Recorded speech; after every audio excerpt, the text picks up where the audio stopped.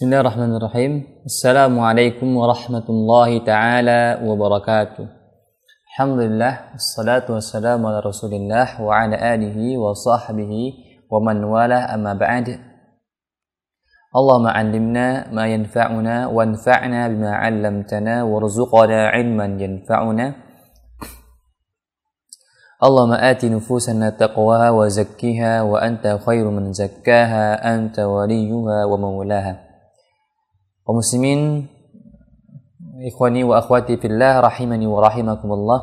Alhamdulillah, segala puji bagi Allah Rabbul Izzati wal Jalalah, yang mana pada kesempatan kali ini insyaallah kita akan kembali bersama belajar, kembali bersama duduk mendengarkan, mengambil faedah-faedah daripada majelis yang kita tajam bersama, itu di mana kita akan mencoba menyelami atau mentadabburi firman Allah Subhanahu wa taala pada juz 30, yang di saat yang bersamaan kita sebelumnya juga telah belajar bagaimana membaca surat demi surat yang ada di juz 30 ini sebagaimana harusnya sesuai dengan kaidah tajwid dan yang telah diajarkan oleh para ulama, oleh para guru turun-temurun.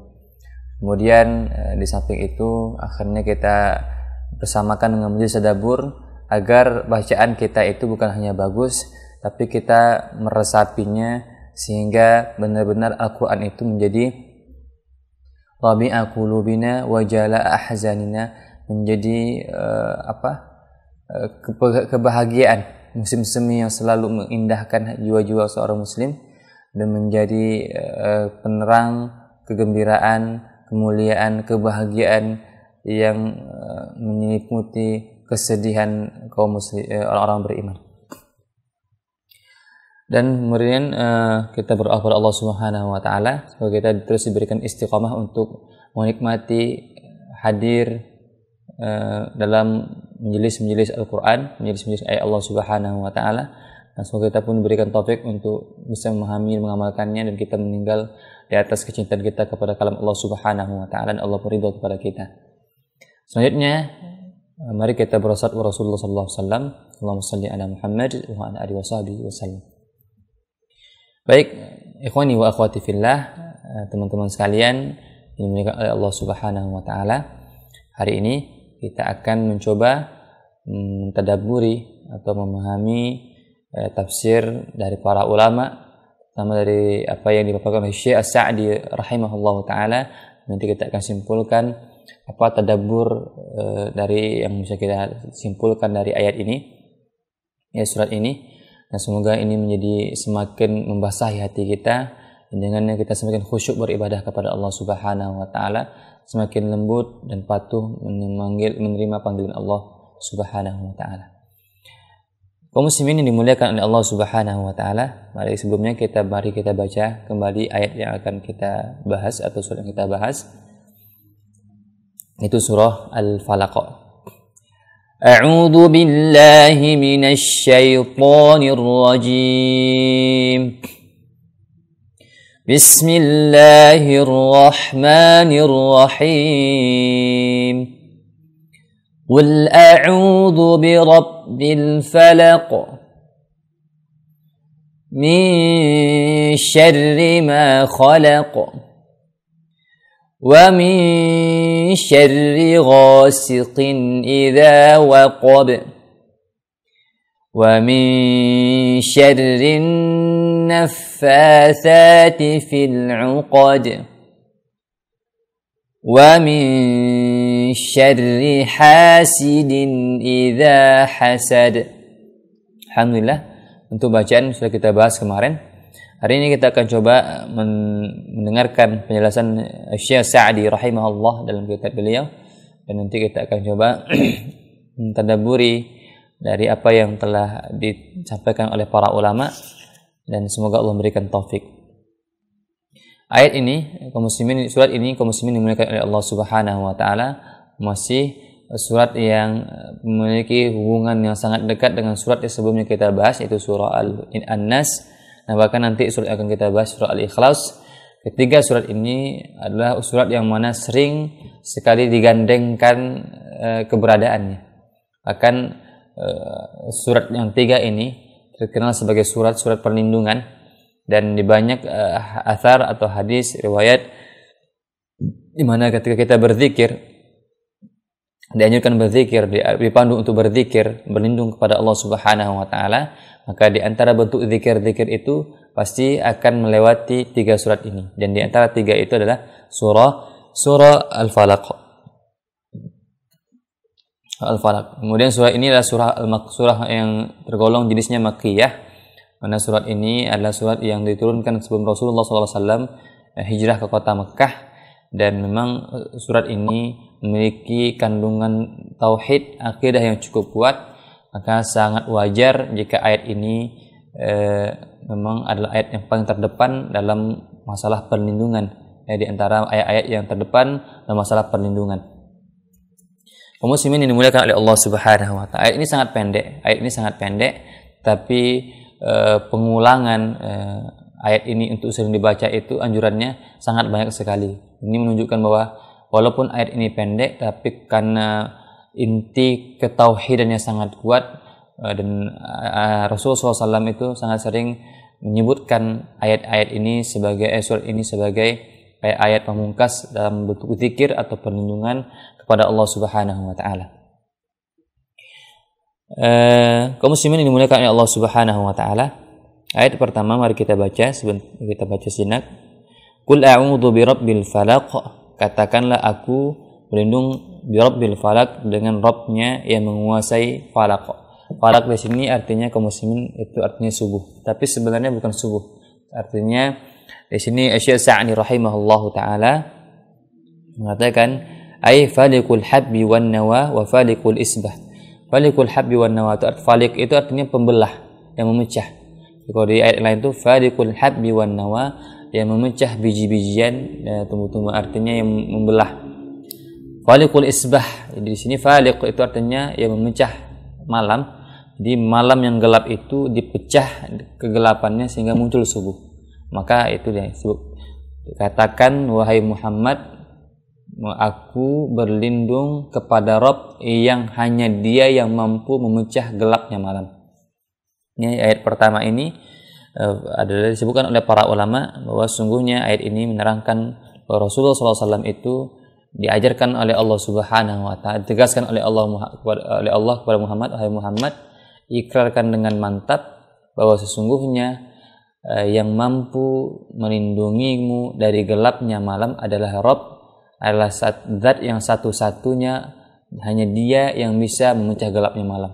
Jadi muslimin yang dimuliakan oleh Allah Subhanahu wa taala, falaq itu adalah subuh. Jadi subuh adalah proses di mana pecahnya gelapnya malam menjadi terang, dan itu hanya Allah yang mampu melakukannya. Ini dari antara sifat rububiyahnya Allah adalah zat yang satu-satunya bisa memecah gelapnya malam. Kemudian wa min syarri ma khalaq, dan katakan juga wahai Muhammad, aku berlindung kepada Allah yang pertama kekuasaan Allah adalah sebagai Rabb yang menguasai subuh itu, berlindung dari apa? Daripada segala keburukan ma khalaq. Dan di sini bentuknya syarri, ini nakirah. Jadi nakirah itu sifatnya umum, artinya tidak ada batasan. Artinya katakan dengan mantap bahwa Allah itu Rabb yang sangat kuat. Katakan dengan mantap bahwa Allah itu Rabb yang sangat kuat, dan kekuatannya kamu ingin minta berlindung dari apa? Pertama, Allah mengajarkan kepada Nabi kita SAW adalah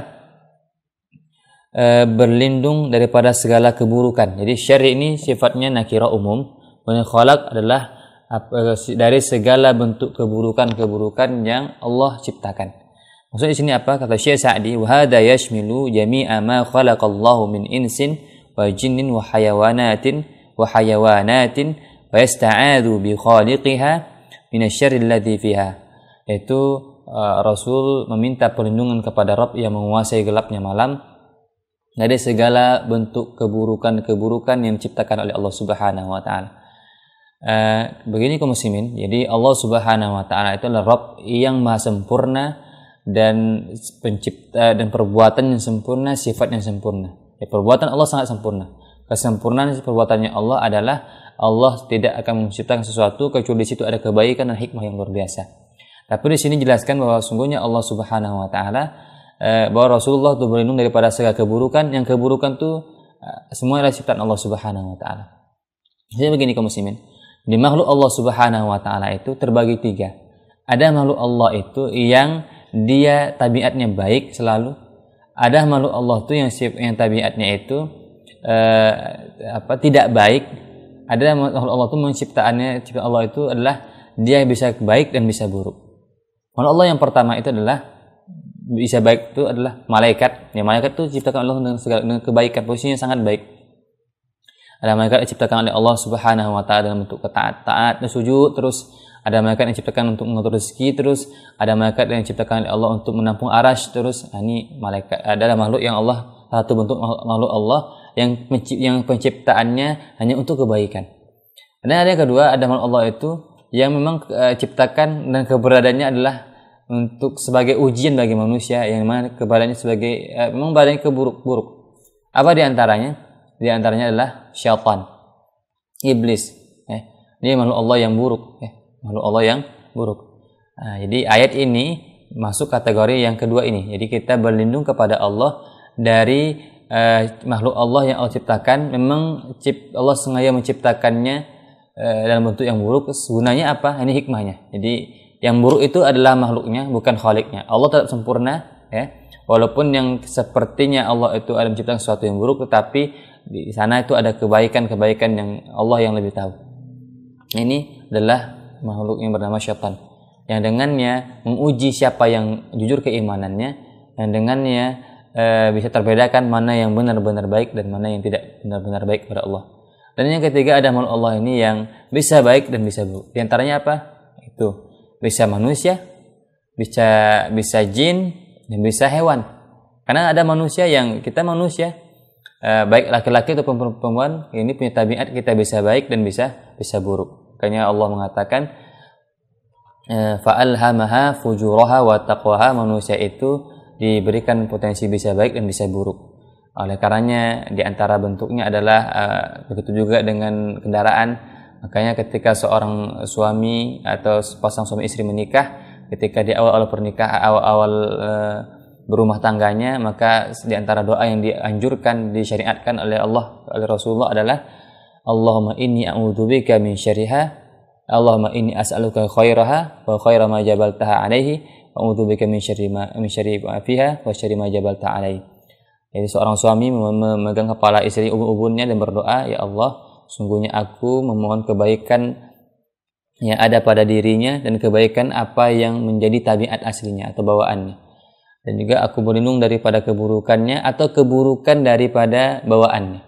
Nah, artinya kita manusia ini punya keadaan di mana kita bisa buruk. Nah, di sini juga kita berlindung. Jadi ayat ini kita berlindung daripada kondisi manusia yang ketika dia menjadi buruk itu kita berlindung dari keburukannya.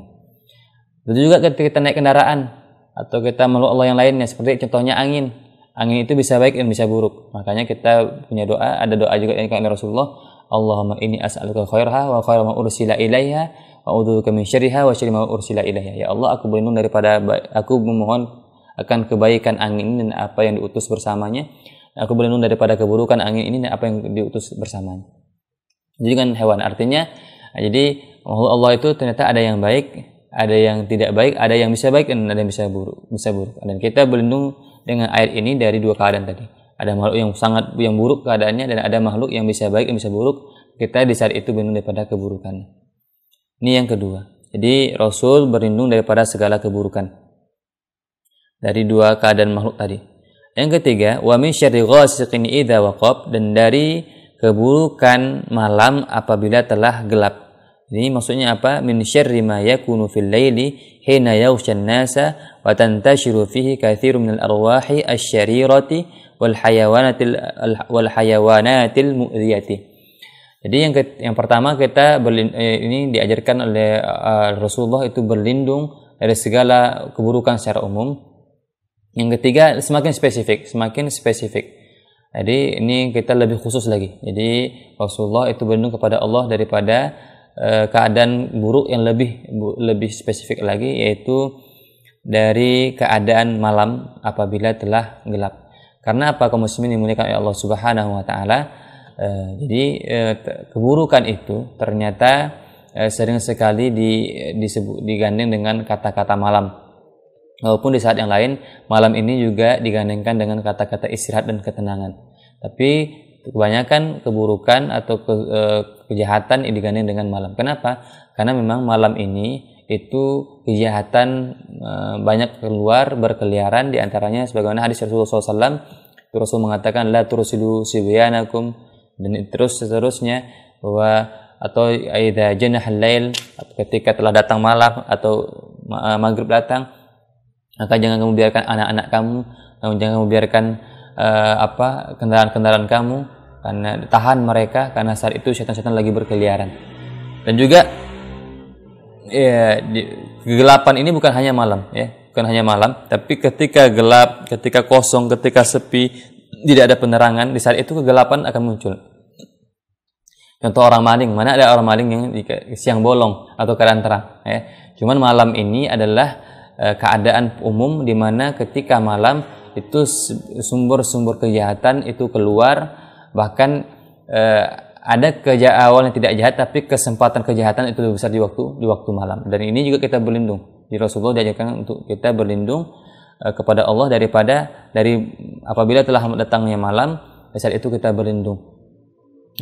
Di saat itu malam kejahatan mulai muncul, dan kemudian manusia di saat itu juga sudah mulai pada posisi yang lelah. Jadi di saat itu posisi lelah sementara kejahatan muncul, ini posisi yang sangat riskan, kita mudah untuk diusik, mudah diganggu dan disakiti. Dan di saat ini Rasulullah mengajarkan kita untuk berdoa kepada Allah yang menguasai kegelapan itu.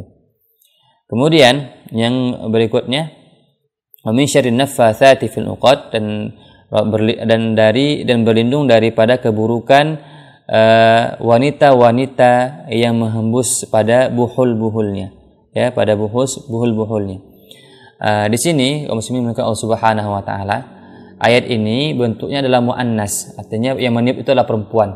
Tapi maksudnya bukan hanya perempuan secara umum, tapi memang secara asbabun ada mengatakan, pendapat para ulama lain mengatakan kenapa dia perempuan, karena memang di saat ini ayat ini turun ketika Rasulullah itu disihir oleh orang Yahudi, orang kafir Quraisy, di mana orang kafir Quraisy ketika itu mereka meminta tolong kepada seorang dukun Yahudi, yang saat itu dukun Yahudi itu sangat kuat dan dia menurunkan ilmunya itu kepada anak perempuannya. Itu namanya Labid bin Asam. Labid bin Asam ini seorang dukun Yahudi, dan dia menurunkan ilmu sihirnya kepada anak perempuannya. Dan yang ketika itu mensihir Rasulullah adalah anak perempuannya ini. Dan itu yang mana pertama. Jadi kenapa bentuknya muannas, perempuan? Karena memang ketika ayat ini turun, itu yang menyihir Rasulullah adalah perempuan anak tukang Yahudi ini. Dan di mana yang lain mengatakan bahwa memang lisan-lisan yang sering tajam, jadi hembusan, jadi an-nafat artinya perempuan yang meniupkan. Ada makna lain mengatakan bahwa lisan-lisan yang tajam, lisan-lisan yang sering menyakiti, itu lisan-lisannya banyaknya adalah lisan-lisan perempuan. Lisan-lisannya perempuan. Tapi ini makna yang lain. Tapi secara umum adalah kita berlindung daripada segala bentuk perbuatan tukang-tukang sihir yang bermain dengan sihirnya, bermain dengan para jin-jin yang jahat untuk menyakiti kita, untuk menyihir kita. Ini semakin keras. Jadi pertama kita berlindung dari makhluk secara umum, keburukan makhluk secara umum. Kedua kita berlindung daripada gelapnya malam. Yang ketiga semakin spesifik lagi, di mana di gelapnya malam itu ada kekuatan yang sangat jahat dalam bentuk sihir, dan kita berlindung dari kekuatan jahat itu.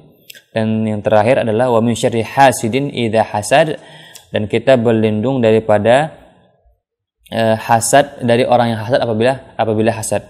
Wal hasid, apa itu orang hasad? Walladzi yuhibbu zawalan ni'mati anil mahzudi wa yas'a fi zawaliha bima yaqduru alaihi minal asbab. Ini orang hasad adalah orang yang senang hilangnya kenikmatan daripada saudaranya, dan dia berusaha menghilangkannya semampunya. Jadi dia orang ini adalah orang yang menginginkan hilangnya kenikmatan yang ada pada saudaranya, dan dia berusaha untuk itu. Jadi ini semakin tajam, dan ini bentuk keburukan yang paling dahsyat. Bahkan hasad ini, kaum muslimin dimuliakan oleh Allah Subhanahu wa taala, ini hasad ini berasal daripada hati yang busuk. Hati yang busuk, tapi juga bisa dari hati yang baik.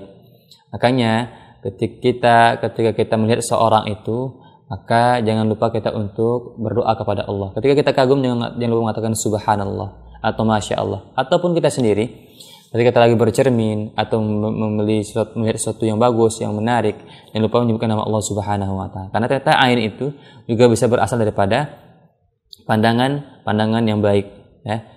Maka tidak sedikit orang-orang atau anak tiba-tiba anaknya sakit, pokoknya karena ain dari orang tuanya, atau kita tiba-tiba sakit karena mungkin dia bercermin bangga dengan dirinya dan lupa berdoa kepada Allah. Dan apalagi kalau seandainya ain itu datang dari hati yang busuk, hati yang jahat. Rasulullah pernah mengatakan bahwa di antara penyebab kematian yang banyak menimpa umatku di antaranya adalah penyakit ain. Jadi ini keburukan yang berlevel-level. Kita mulai dari awal. Rasul mengatakan bahwa aku berlindung dengan Rabb yang sangat kuat, yang mana hanya Dia yang satu-satunya mampu menghilangkan gelapnya malam, memunculkan sinar cahaya pagi. Dan cahaya pagi adalah sumber awal kebaikan. Kemudian aku berlindung ke Rabb yang sangat kuat itu dari apa? Dari segala keburukan makhluk secara umum. Ya, apakah dari makhluk yang benar-benar jahat atau dari makhluk yang dia baik tapi kemungkinan ada muncul kejahatannya, kita berlindung daripada itu. Ini secara umum. Berikutnya naik level lagi, kita berlindung, Rasul mengatakan aku berlindung daripada gelapnya malam. Jadi gelapnya malam adalah waktu di mana keburukan mulai keluar, mulai muncul, mulai semakin kuat. Yang ketiga, aku berlindung, kata Rasulullah SAW, katakanlah berlindung daripada tiupan, ya, daripada tiupan tukang sihir.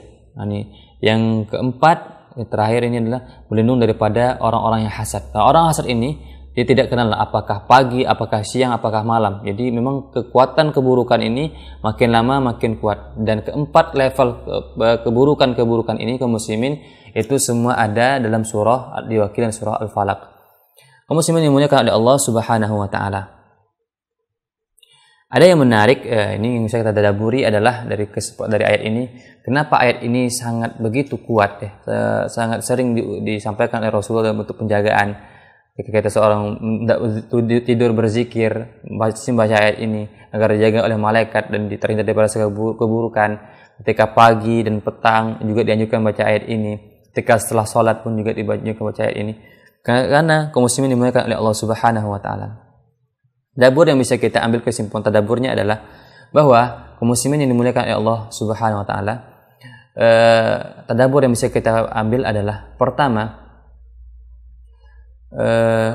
adalah kata-kata yang dipakai oleh Allah Subhanahu wa taala dalam ayat ini adalah a'udzu, itu fi'il mudhari. Fi'il mudhari itu artinya pekerjaan yang senantiasa berlangsung. Tadabburnya adalah bahwa kaum muslimin dimuliakan oleh Allah Subhanahu wa taala, kita dianjurkan oleh Allah Subhanahu wa taala untuk terus-menerus berzikir, berlindung kepada Allah Subhanahu wa taala. Kenapa? Pertama, karena Allah itu sangat ingin dia diingatkan oleh hambanya.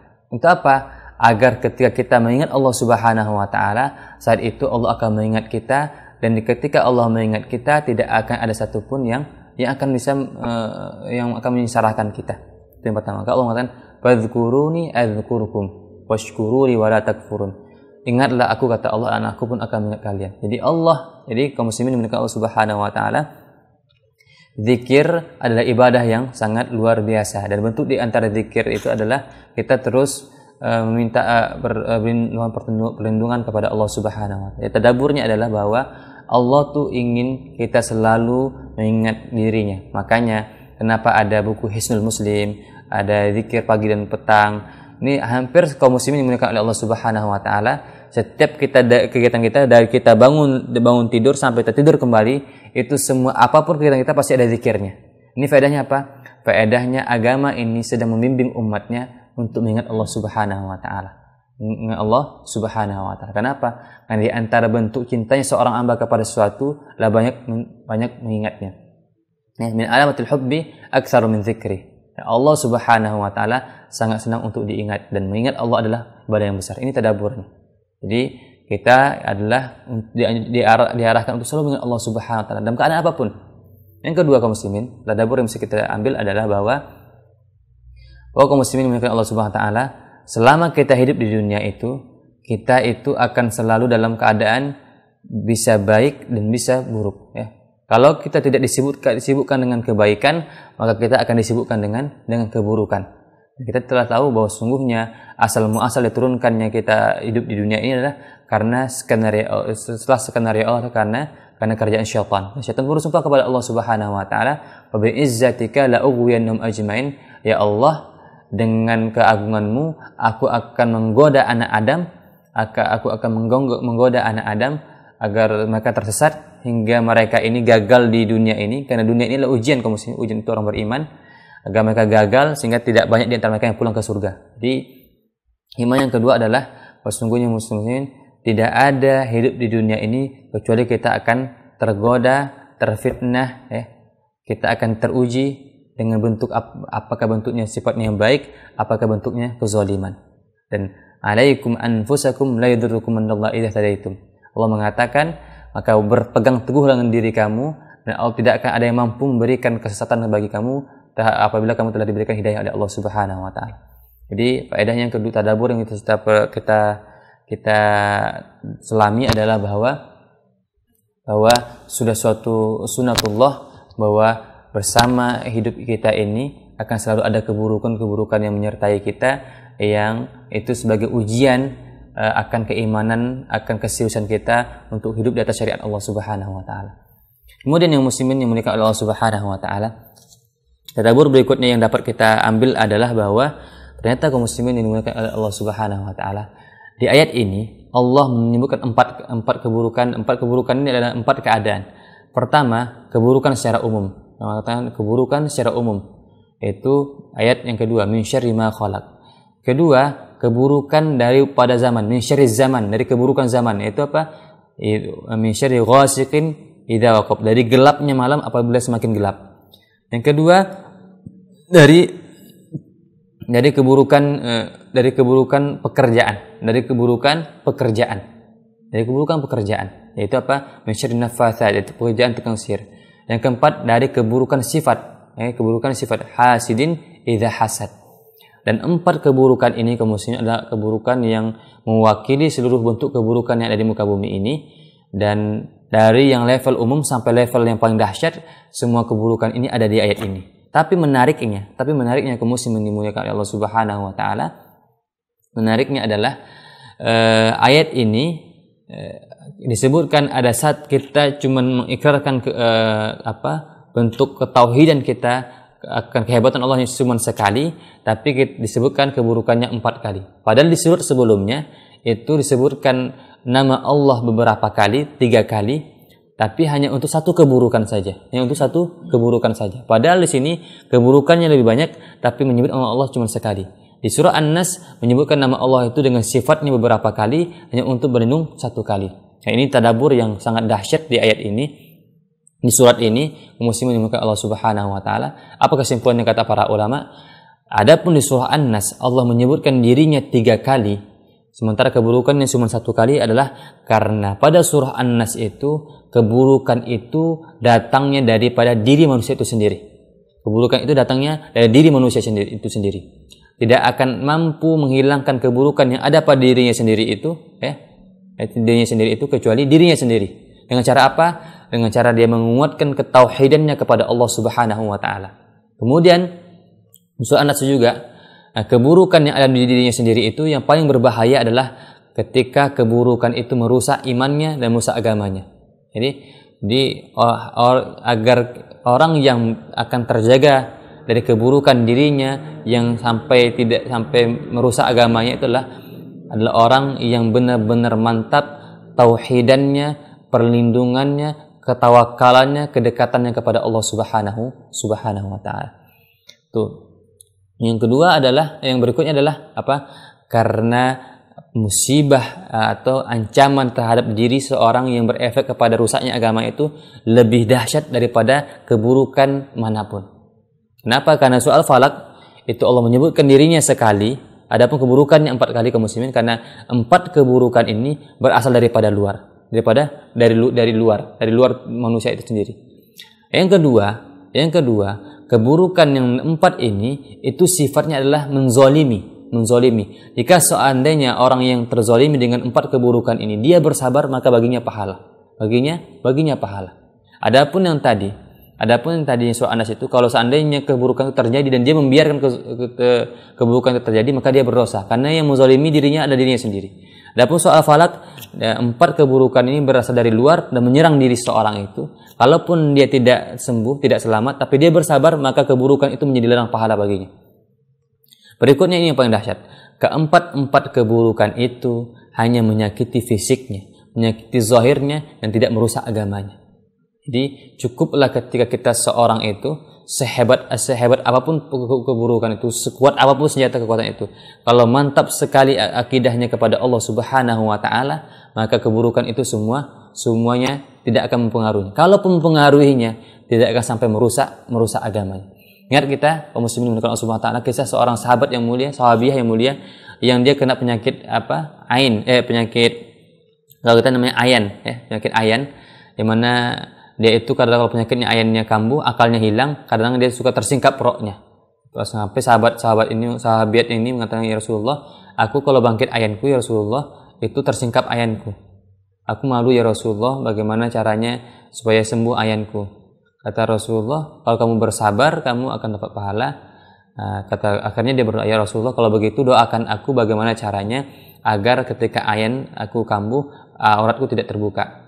Kaum muslimin Allah Subhanahu wa taala, intinya dalam keadaan sekarang teman-teman, banyak sekali orang yang tidak sempurna fisiknya, terzolimi fisiknya, tapi agamanya tidak bermasalah. Tapi sebaliknya banyak orang yang sehat fisiknya, aman keadaan luarnya, tapi hatinya bermasalah, agamanya bermasalah. Ada orang kaya yang murtad, ada orang yang pejabat, orang yang hidup dengan kemewahan tapi juga murtad dari agama.